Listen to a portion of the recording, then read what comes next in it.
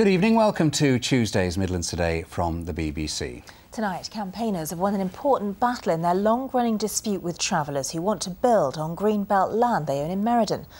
The travellers first began to develop the site in April last year. 3 months later, Solihull Council rejected an application for planning permission. The travellers then appealed, but after a public inquiry earlier this year, an inspector backed the council's original decision. Now, the government has said the inspector was right to say no to the plans. Ben Sidwell reports.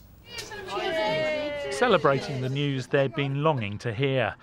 This morning, campaigners in Meriden were told that the Secretary of State for Communities and Local Government, Eric Pickles, had backed Solihull Council's decision to refuse planning permission on this patch of greenbelt land for 8 pitches to site 8 mobile homes and 8 touring caravans. Well, we're relieved the Secretary of State agrees with local residents and the council that this is an unlawful, unsustainable development which is causing daily harm to the greenbelt. It was on April the 30th last year that the travellers who own the greenbelt land moved onto the site and began developing it. Although they've spoken to Midlands Today a number of times before, today they refuse to comment on the ruling. Next week will mark a year and a half since residents set up a 24-hour vigil against the development.